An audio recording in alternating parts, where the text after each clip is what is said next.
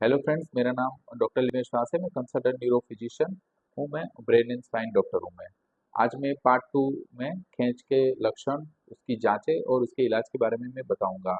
खींच के लक्षण वैसे तो कई तरह के अलग अलग प्रकार के होते हैं, जो डिपेंड करता है कि जो खींच है वो कौन से हिस्से से शुरू होती है।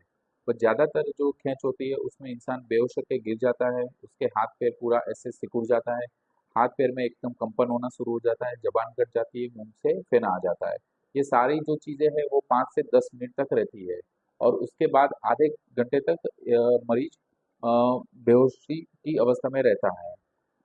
और इसके अलावा खींच में अलग अलग लक्षण भी होते हैं। जैसे कुछ मरीजों में वो थोड़ी सेकंड्स के लिए वो एकदम से चिपक जाते हैं, रिस्पॉन्स नहीं देते, थोड़े क्षणों के लिए वो बेभान हो जाते हैं। कुछ मरीजों में अचानक से वो गिर जाते हैं और अचानक से खड़े भी हो जाते हैं।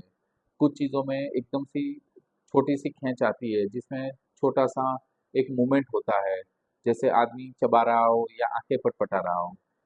ये जो खींच है ज़्यादातर ये बच्चों में देखी जाती है। अब हम लोग उसकी जांच के बारे में बात करेंगे। वैसे तो खींच की जांच हम लोग उसके लक्षण के ऊपर ही करते हैं, या अगर कोई मरीज ने उसका वीडियो बनाया तो उसके बेस पे हम लोग उसकी जांच करते हैं। परंतु इसमें दो जांच है, एमआरआई और इलेक्ट्रोएंसेफेलोग्राम, हमें काफ़ी मदद करते हैं।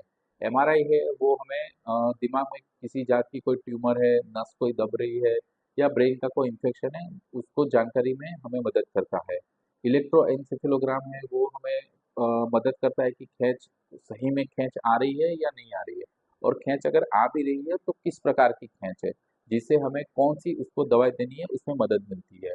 इलेक्ट्रोएंसेफेलोग्राम जिसको हम लोग ईईजी बोलते हैं, उसमें हम लोग दिमाग की जो चमड़ी होती है उस पे अलग अलग वायर लगा के उसको कंप्यूटर के साथ जोड़ के हम लोग जांच करते हैं, और उससे हमें पता चलता है कि किस प्रकार की जांचें हैं।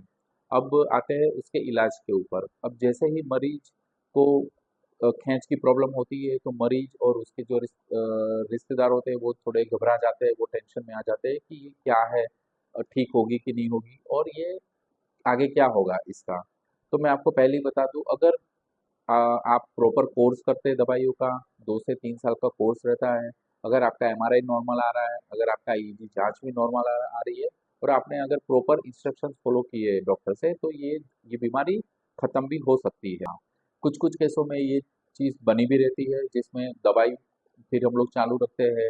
इसके अलावा दिमाग की ऑपरेशन, ये भी एक ऑप्शन रहता है जो हम लोग ब्रेन ट्यूमर वाले मरीजों में करते हैं।